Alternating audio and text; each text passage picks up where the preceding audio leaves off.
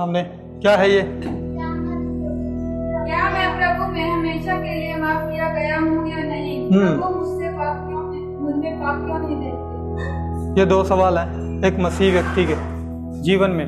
जब भी उसको जाके अनुग्रह का सुसमाचार सुनाया जाता है कि प्रभु आप में पाप नहीं देखता, तो वो व्यक्ति खुश नहीं होता, क्योंकि वो शरीर में है। एक शारीरिक व्यक्ति कभी भी ऐसी खबर से खुश नहीं होगा जब आप उसको बोलोगे कि परमेश्वर तेरे में पाप देखता ही नहीं। क्यों नहीं होएगा? क्योंकि उसको अपने शरीर में एक और ही तरीके की व्यवस्था दिखती है कि मैं तो शरीर में पाप कर रहा हूँ, मैं तो झूठ भी बोल रहा हूँ, मैं तो गलत देख भी रहा हूँ, गलत काम कर भी रहा हूँ, फिर भी परमेश्वर मुझ में पाप क्यों नहीं देखता? ये तो झूठा है, ये तो एंटी क्राइस्ट है, ये मसीह का विरोधी है जो मुझे भरमाने आया है, ये भेड़ों के बीच में भेड़िया है। तो ऐसी बातें दिमाग में घुमा दी जाती है। और हम में से सब लोग जितने भी मसीह में इधर बैठे हैं ऐसे हालात में से गुजर के आए हैं। हम सब ने ऐसी टीचिंग को सुना भी है पहले, और बाद में हमारे जो अगुए, हमारे जो लीडर होते हैं वो हमें क्या सिखाते हैं कि ऐसी चीज़ों से बचना है। ऐसे थोड़ी हो सकता है कि बंदा पाप ही करता रहे और परमेश्वर माफ़ ही करता रहे। परमेश्वर कब तक माफ़ करता रहेगा? ये क्वेश्चन सबके माइंड में होता है। ठीक है, डायरी पेन निकाल लो और जो कुछ नोट करवाया जाए आप नोट कर लेना, और उसको वचन के साथ कंपेयर करके देखना। सिर्फ ये नहीं कि मैं बोल रहा हूँ इसलिए बिलीव कर लो आप, क्योंकि ज़्यादातर मसीहों की यही प्रॉब्लम है, वो सोचते हैं उनका पास्टर कभी गलत बोल ही नहीं सकता। मैं बोल रहा हूँ मुझसे भी गलती हो सकती है, इसलिए मेरी बातों को भी जांचना और बाइबल से मिला के देखना। ठीक है, नोट करना। ऐसा कभी नहीं हो सकता कि जो इंसान शरीर में रह रहा है वो कभी गलती ना करे, वो कभी पवित्र, कभी शुद्ध शरीर में नहीं हो सकता। हालेलुया। हमें फर्क जानना है पुराने नियम में और नए नियम में क्या फर्क है। सबसे बड़ी बात, हमारे पापों के लिए सैक्रिफाइस या बलिदान कैसे होते थे, हमें ये जानने की जरूरत है। पुराने नियम में कैसे बलिदान करते थे और नए नियम में क्या किया यीशु ने जिसके द्वारा हमारे सारे पाप मिटाए गए। हालेलुया। आप सबने मेरी वीडियो देखी होगी जो अपन ने डाली अभी, पाप आपको कभी नरक नहीं लेके जा सकता। ये आजकल ज्यादा चल रही है, इसके ऊपर काफी मुद्दे भी खड़े हो रहे हैं, और ये अच्छी बात है। लोगों को हमेशा यही लगता था कि अगर हम मसीह में आ गए हैं तो भी हमारे अंदर पाप परमेश्वर देखता है और पाप हमें नरक में लेके जा सकता है ना? अभी भी होता है ना सबके अंदर, यार मैं तो गलती करके आया हूँ और ऐसा कैसे हो सकता है कि परमेश्वर मेरे में पाप ही ना देखे। सबसे पहले ये समझो कि पाप होता क्या है। क्या है पाप? पाप के लिए जो ग्रीक में शब्द दिया गया है वो सिर्फ अपनी जगह से चूक जाना। धनुष चलाया किसी ने कभी? आर्चरी चलाया? किसी ने देखा है चलते हुए? सामने एक टारगेट दिया होता गोल, उसके अंदर अलग अलग कलर होते हैं सारे, बीच में सेंटर में येलो कलर होता है जिसके अंदर बिल्कुल सेंटर में उसको तीर मारना होता है। अगर बिल्कुल बीचों बीच लगा तो उसका निशाना परफेक्ट है, लेकिन अगर उससे बाहर लगता है तो वो चूक जाता है, क्योंकि उसका जो निशाना है वो लाल कलर, नीला कलर या काला नहीं है, उसका निशाना येलो, जहां पे उसे निशाना लगाना है। ठीक है, तो एक मसीह बंदे का टारगेट क्या होता है? धार्मिकता, पवित्रता ही, जिसकी तरफ वो बढ़ता है। लेकिन क्या होता है? बार बार चूकता है। हाँ के ना? चूकता है ना, गलती होती है ना। सो प्रभु यीशु मसीह क्या करते हैं वहां पे? आप कहीं भी तीर छोड़ोगे परमेश्वर उसको एकदम सही जगह पे ले आएगा यीशु के द्वारा। कैसे? जैसे गोलियत को पत्थर मारा था किसने? दाऊद ने। 12 साल का बच्चा, उसका निशाना कैसा होएगा आप खुद सोच के देखो। सच्चा है ना? वो क्या बोल के उसके सामने गया कि हे पलिश्ती, तूने जिंदा परमेश्वर को ललकारा है, लड़ाई मेरी नहीं किसकी है?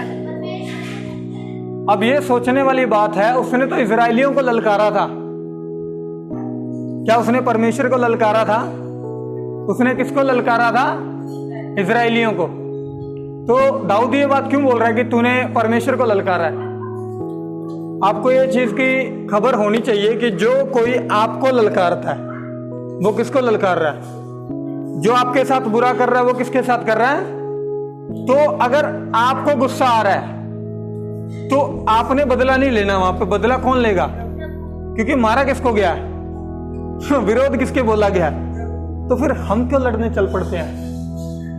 हम सोचते हैं हम अपनी लड़ाई खुद लड़ सकते हैं। परमेश्वर 10 आज्ञाओं के अधीन पुराने नियम में बोलता है कि तुझे चोरी नहीं करनी। शैतान बोलता वाह, इनको आज्ञा मिल गई, अब मैं यही तोड़वाऊंगा। आपको पता है जब तक आज्ञा नहीं मिली आदम को उत्पत्ति 2 के अंदर कि उस फल से मत खाना, तब तक शैतान आया ही नहीं। सब कुछ बना दिया परमेश्वर ने, आकाश बना दी, पृथ्वी बना दी, सूरज चांद तारे सब कुछ बना दिया, आदम को भी बना दिया, वाटिका में रख दिया। जब तक परमेश्वर ने ये नहीं बोला कि जीवन का पेड़ और भले बुरे के ज्ञान का वृक्ष उसी वाटिका के अंदर है, तू सिर्फ भले बुरे के ज्ञान के वृक्ष से मत खाना नहीं तो मर जाएगा, है ना। तब तक शैतान आया नहीं दिखा ना, उसका कोई भी जिक्र नहीं था, शैतान आया ही नहीं। लेकिन जब आज्ञा मिली तो शैतान आया उस आज्ञा को तुड़वाने के लिए। जब आप गलती करते हो दुख आपको नहीं होता, पता किसको होता है? किसको होता है? परमेश्वर को होता है ना। सो अगर परमेश्वर का दुख हुआ तो उसका हल किसके पास होना चाहिए? उसमें हमारा क्या रोल है? हमारा कोई रोल है? हम क्यों अपनी ही धार्मिकता बनाने को निकल पड़ते हैं कि प्रभु हम कुछ करके दिखाएं तुझे। अगर मैं आपको आपके जन्मदिन पे तोहफा दे रहा हूं लाके, मेरी इच्छा से लाके दे रहा हूं, मेरी मर्जी है मैं आपको तोहफा दूं, और आप मुझे कहो कि मैं इसके लिए कुछ पेमेंट देना चाहता हूं आपको, तो आप क्या कर रहे हो? ये मेरी इंसल्ट है। मैं आपको अपनी खुशी से दे रहा हूं, मेरी सबसे पसंदीदा चीज जो मेरे पास एक इकलौती है वो मैं आपको दे रहा हूं, ये एक तोहफा है। आप कहोगे नहीं आपको ये ज्यादा पसंद है, मैं नहीं ले सकता, मैं इसके लिए कुछ करना चाहता हूं, या मैं आपको थोड़ा सा पेमेंट करना चाहता हूं इसके बारे में, आप मेरी इंसल्ट कर रहे हो।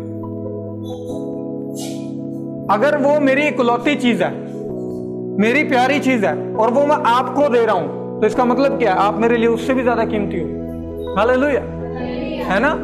वैसे ही परमेश्वर का अनुग्रह है, उसका प्यार है, उसकी फेवर है, उसने हमें दी अपनी इच्छा से।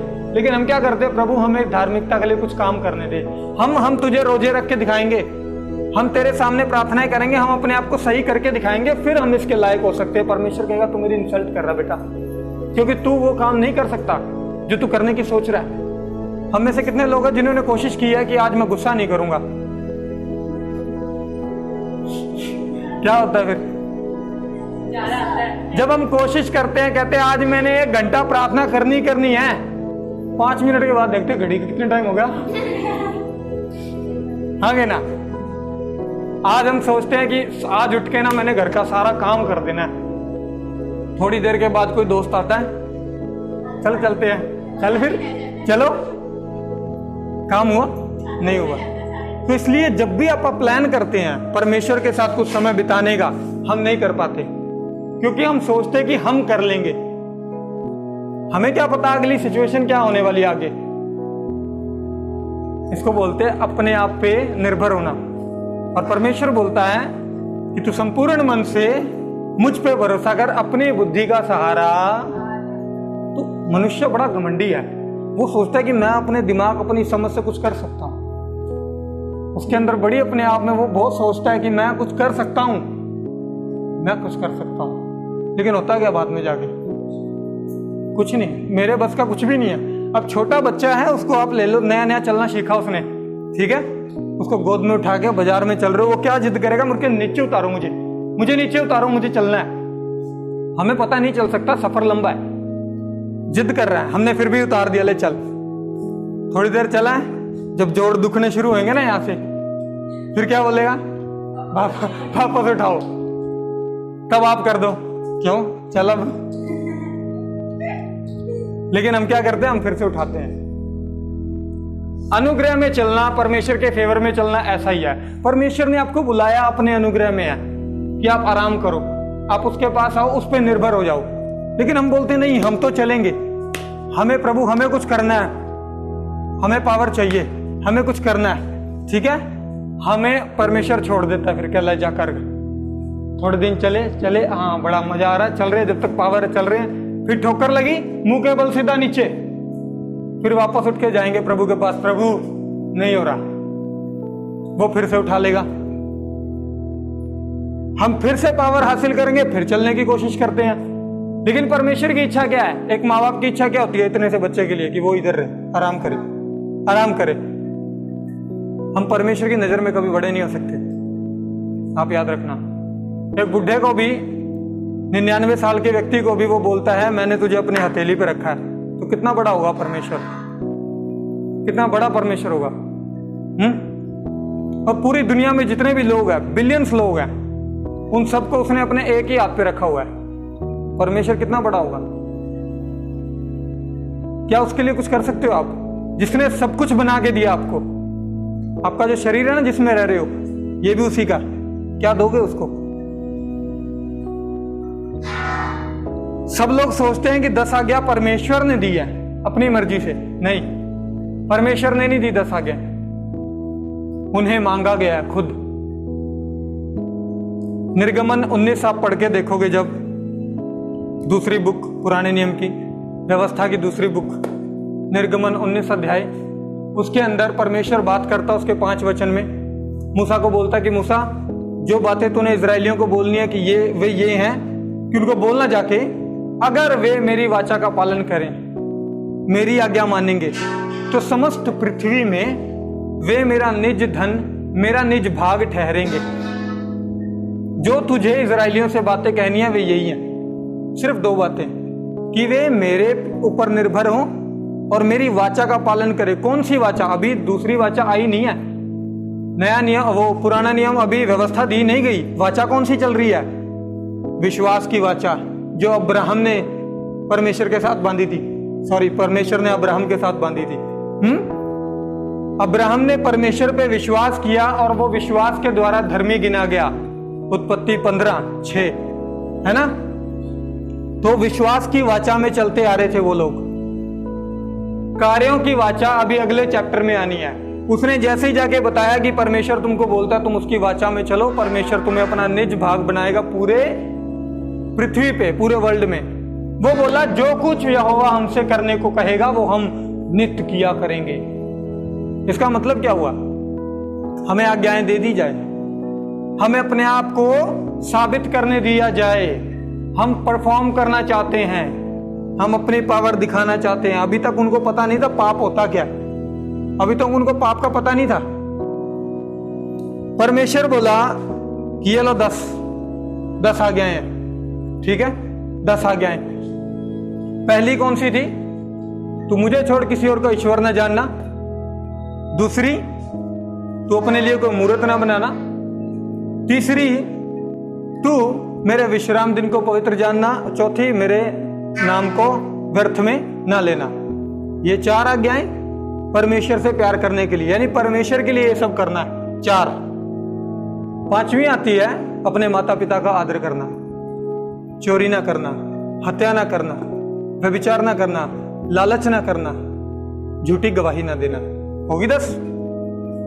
4 परमेश्वर के लिए और बाकी की 6 एक दूसरे के लिए, एक दूसरे के प्रति, ठीक है।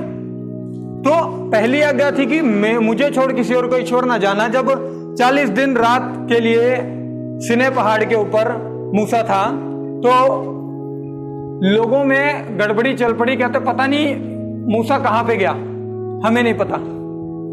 हारून को बोलने लगे कि तू हमारे लिए बछड़ा बना, एक सोने का, एक हमारे लिए मूर्ति बना, हमारे लिए देवता बना। उन्होंने बना लिया। पहली आज्ञा क्या थी? पहली आज्ञा क्या थी? उन्होंने क्या किया? वही तोड़ी ना।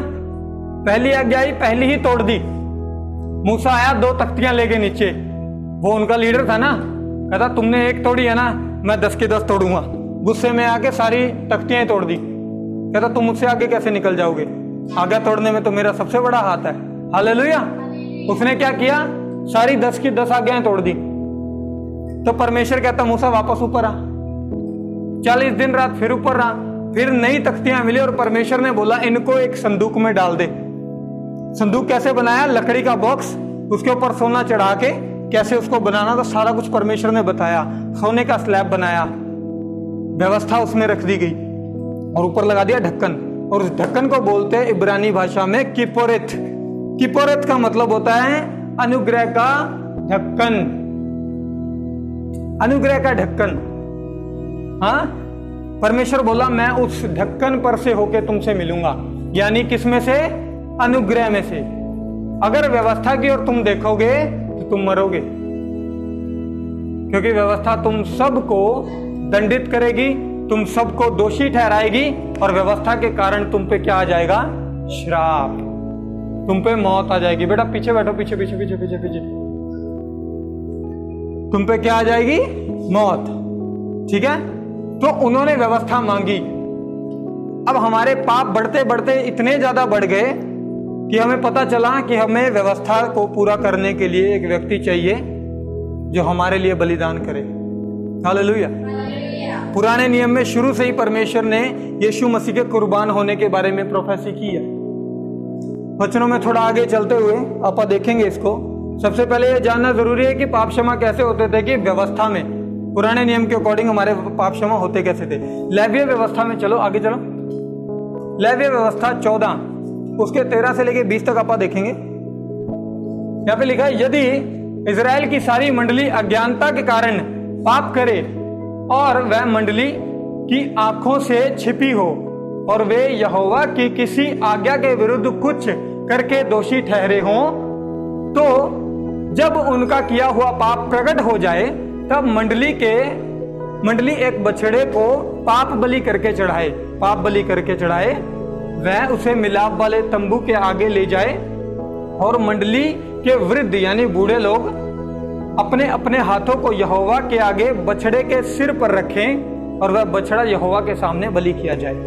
ठीक है, जब वो पाप करते थे तो जितने बुजुर्ग होते थे सारे मंडली के, उनको बुलाया जाता था और वो सारे इजराइल की तरफ से, पूरी कौम की तरफ से उस बछड़े पे हाथ रखते थे, और जो याजक होता था वो दुआ करता था तो बछड़े के अंदर उन सारे लोगों के पाप चले जाते थे। इजराइल में कितने गोत्र थे? 12 गोत्र। ठीक है, याकूब के, इजराइल के 12 बेटे थे, जिनमें से एक यूसुफ था जो हमारे प्रभु यीशु मसीह का चिन्ह है। ठीक है, यीशु मसीह को रिप्रेजेंट करता है जो। तो वे 12 भाई थे। हर एक की जनरेशन से 12,000 को परमेश्वर ने चुनना है अंत के दिनों में। रेवलेशन में 1,44,000 है ना जिनके बारे में जिक्र है, वो एवेंजलिस्ट है, वो प्रभु के सुसमाचार को प्रचार करने वाले हैं। हर एक गोत्र से 12,000 को चुना जाएगा और वो लोग आगे जाके परमेश्वर का प्रचार करेंगे। अब यहाँ पे 12 गोत्रों के हर एक वृद्ध को, 12 गोत्रों के 12 बड़े वृद्धों को बुलाया गया और उन्होंने बछड़े पे हाथ रखा अपने अपने गोत्र के लिए।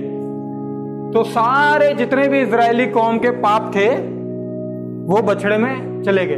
ठीक है, और जो बछड़े की धार्मिकता, मासूमियत, पवित्रता ही थी, क्योंकि बछड़े ने तो कुछ किया ही नहीं ना पाप, उसकी सारी पवित्रता और धार्मिकता किस में चली गई? इजराइल में। ठीक है, तो ये डिवाइन चेंज हुआ वहां पे। बछड़ा बिना पाप के पापी बन गया। ठीक है, और जो इजराइल था बिना धार्मिकता के धर्मी बन गया और बछड़ा बलि किया गया, यानी कि पाप उसके साथ ही खत्म कर दिया गया। अब इजराइल में कोई पाप नहीं है। चेंजिंग समझ गए? आगे चलो। और अभिषिक्त याजक बछड़े के लहू में से कुछ मिलाप वाले तंबू में ले जाए और याजक अपनी अंगुली लहू में डुबोकर उसे बीच वाले पर्दे के आगे यहोवा के सामने 7 बार छिड़के। ठीक है, अब ये पर्दा है, इसके पीछे अति पवित्र स्थान है, इसके पीछे नहीं, मंदिर के अंदर, इसके पीछे तो आपको पता ही क्या है। ठीक है, तो इसके पीछे एग्जाम्पल के तौर पर बता रहा हूं आपको, पीछे अति पवित्र स्थान जहां वाचा का संदूक रखा हुआ है। ठीक है, पहले वो क्या करता है, लहू लेके आया पवित्र स्थान में याजक, उसने पर्दे के आगे 7 बार छिड़का जहां पे उसे खड़ा होना है। 7 बाइबल के अंदर परफेक्शन का चिन्ह है, क्योंकि 6 दिन में सारी दुनिया बना के परमेश्वर 7वें दिन आराम करता था। तो 7वां नंबर जो परफेक्शन का है और 7वां नंबर आराम का चिन्ह है। हालेलुया, वो आराम का दिन है। ठीक है, 7 is the number of peace, relaxation. ठीक है, तो उसने 7 बार छिड़का, लहू छिड़क दिया गया। उसके बाद वो क्या करता आगे, और इधर पीछे नीचे बाजू, और उसी लहू में से वेदी के सींगों पर जो यहोवा के आगे मिलाप वाले तंबू में है लगाए। सींग के होते थे, सींग पावर को दर्शाते, स्ट्रेंथ को। 4 कोने होते थे, उन चारों कोनों पे लहू लगाता था वो। यीशु की सलीब पे कितनी जगह पे लहू था? उसके 4 कॉर्नर थे, 1 2 3 4। जब यीशु लिटाया हुआ था नीचे, कहां कहां पे खून था? चारों कॉर्नर पे था ना। वेदी जहां पे बछड़े को पकाया जाता था, मारा जाता था, यीशु को कहां पे टांगा गया? क्रूस पे। वो वेदी थी 4 कॉर्नर वाली, जहां पे यीशु को टांगा गया। यीशु के हाथ से निकलता लहू, उसके सिर से निकलता लहू, उसके पैरों से निकलता लहू, वो चारों कॉर्नर पे लहू लगाता है। हाँ? और ठीक उसी एरिया के ऊपर जहां पे यीशु को कलवरी के ऊपर जहां पे सलीब दी गई, उसके ठीक 90 फीट नीचे, 90 से ज्यादा भी हो सकता है, 100 के बीच बीच, 90 फुट नीचे वाचा का संदूक रखा था। ये आपको मिलेगा मिकाबिस की किताब में, वो बुक जो बाइबल के अंदर अभी है नहीं। ये बाइबल में से ली गई है, लेकिन इनको बाइबल में दर्ज नहीं किया गया। आपने सुना होगा पुराने नियम में, जब एक बार जब बेबीलोनियन के साथ जब झगड़ा हुआ था, जब लड़ाई हुई थी वहां पे, तो वाचा का संदूक चुरा लिया गया था। उसके बाद कभी वाचा का संदूक का जिक्र ही नहीं हुआ, ना यीशु के टाइम में हुआ, ना आज तक किसी को पता चला वाचा का संदूक है कहां पे। तो बाइबल की एक किताब है, यिर्मयाह भविष्यवक्ता ने जो किताब लिखी है, यिर्मयाह ने, मिकाबिस की किताब, उसके 2 अध्याय के अंदर उसके 4 वचन में वहां पे लिखा है कि उसने परमेश्वर से आज्ञा पाई कि बेबीलोनियन उस पे हमला करने वाले हैं। वाचा के संदूक को लेके एक कलवरी नाम की पहाड़ी पे उसके नीचे जाके उसको छुपा दे। एक एरिया का नाम लिया उसने, वही एरिया था जहां पे यीशु को क्रूस दिया गया। अब वाचा का संदूक नीचे है, जब तक वाचा के संदूक के ऊपर खून न छिड़का जाए पाप क्षमा नहीं होते थे। यीशु ने सबके पाप उठाए हुए हैं, लेकिन क्षमा करने के लिए उसको अपना खून वाचा के संदूक पे छिड़कना जरूरी था। हालेलुया। तो यीशु मसीह का खून बहता बहता सलीब से सीधा वाचा के संदूक के ऊपर गया, और जैसे ही उसके ऊपर गिरा चट्टानें तिड़क गई। लिखा ना बाइबल में चट्टानें तिड़की, वैसे नहीं तिड़क गई, उस पर खून लगा हमारे प्रभु का, उस पर खून लगा। और क्या हुआ? अगले वचन में इधर लिखा है, और बचा हुआ सब लहू होम बलि के वेदी के पाए पर, यानी उसके नीचे वाले हिस्से पर, मिलाप वाले तंबू के द्वार पर जो है उस पे उंडेल दे, यानी गेट के पास उंडेल दे। ठीक है, उसके द्वार पे। तो जब भी हम परमेश्वर की हजूरी में आते हैं, या जब भी हम परमेश्वर के पास खड़े होते हैं, वहां पे 7 बार लहू छिड़का गया है। यानी कि आपके कामों के बेस पे जज नहीं किए गए, आप जज किए जाते हो उस खून के द्वारा जो उसकी सामने छिड़का गया। किसका खून है वो? यीशु पवित्र है ना, उसके लहू में आज भी आवाज है। क्या है? कि माफी। हालेलुया। जब हाबिल का लहू बातें कर सकता है, परमेश्वर ने बोला तेरे भाई का खून मेरी तरफ चिल्ला के दुहाई दे रहा है कि मेरे हत्यारे से बदला लिया जाए, है ना। तो यीशु का खून जो बह रहा था वो क्या बोल रहा था? माफी, छुटकारा, उद्धार, पवित्रताई, और वो सारी हमें दी गई। हालेलुया। हमें दी गई।